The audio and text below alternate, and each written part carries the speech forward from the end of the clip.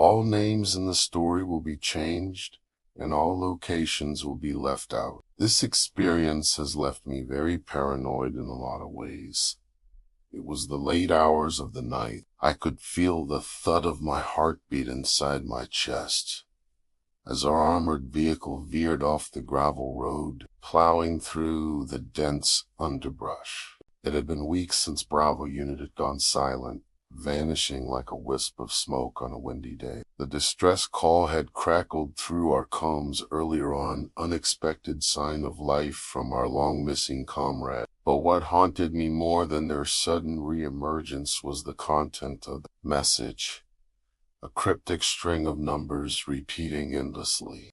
"Sergeant Davies, are you sure this is the place?" I asked over the static hiss of the radio cutting through the silence that had settled over our squad. "That's what Command confirmed," Davis replied as our vehicle came to a halt. The dense fog seemed to get worse. We disembarked into the unknown, the silence of the abandoned base growing increasingly unsettling. Buildings stood like hollowed-out husks, with windows shattered, doors ajar. A living town. Not even a few weeks ago. Now just a ghost town. "Davis, stay sharp," Davis ordered us in a whisper as we moved forward, our boots crunching on broken glass and debris. Signs of a struggle were everywhere. Overturned furniture and scattered ammunition littered the ground, painting a picture of the chaos that had taken place here recently. The base, once a bustling hub of military activity, was eerily silent now, except for our own shallow breaths and the distant echoing cry of the numbers broadcasts as we neared the command center. The transmission grew louder, a constant chant that seemed to bore into my mind, its meaning as elusive as the shadows and the fog surrounding us. Entering the command center, we found it abandoned. The air was stale, the only light coming from the blinking consoles, the radio speakers crackling with static, repeating the sequence over and over in a monotone voice. 5 menos 8 menos 2 menos 4, 7 menos 5 menos 8 menos 2, 4.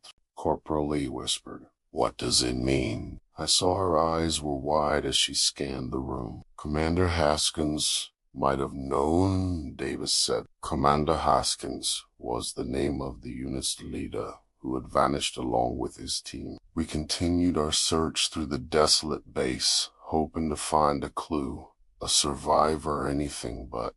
It was the laboratory that changed everything. The door was ajar, hanging off its hinges, as if forced open. Inside, the air was thick with the scent of decaying chemicals. Shattered vials and overturned equipment were signs of activity halted abruptly.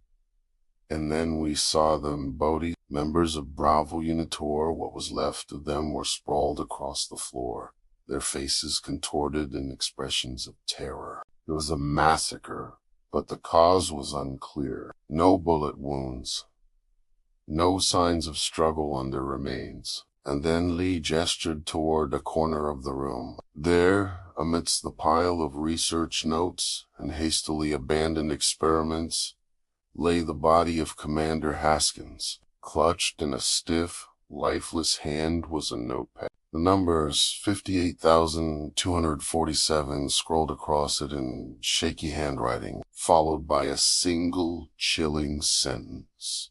"They're coming for us." The revelation struck us like a physical blow, the implications of his words spiraling into a million questions with no answers. Who was coming for them? Was this distress not a beacon of hope, but a warning? It was then that the reality of our situation descended upon Eustace's isolation, the eerie silence broken only by that relentless string of numbers. We were not the rescuers.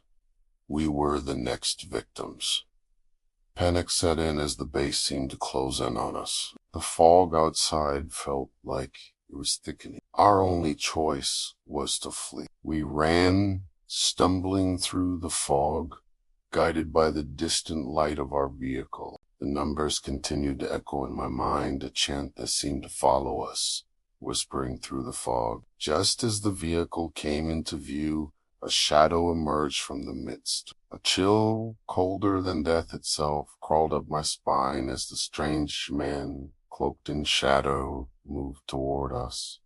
We need to go now. Davis's shout snapped me back to reality. The urgency in his voice mirrored a primal fear within me. Our training had prepared us for many different types of enemies, but we had no idea what we were dealing with here. We scrambled into the vehicle. Lee's hands were shaking as she manned the communications with obvious fear, her voice shaking. "This is Alpha Unit calling command. Mayday, Mayday, we need immediate extraction from Zone Bravo.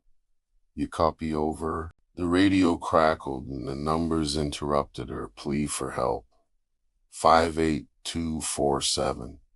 I couldn't shake the feeling that those numbers held some kind of meaning in what we had stumbled into. As the base faded into the distance, swallowed by the fog, so too did the person who emerged from the shadows of the fog. Yet, the terror it inspired lingered as we raced toward an uncertain future. Davis broke the silence and said, "We can't let this end here. We need to find out what those numbers mean and what happened to Bravo Unit." I wanted nothing more than to find these things out as well. I felt like we owed it to them, thinking of the twisted, lifeless boulders we left behind. As the first light of dawn began to pierce the darkness, I felt a grim determination settle over me. We had survived the night, but the real battle felt like it was just beginning. Armed with nothing but a string of numbers and the haunting memories of what we had witnessed, the mystery of those numbers and the horrors of what could have happened to Bravo Unit still remain a mystery, and it stays with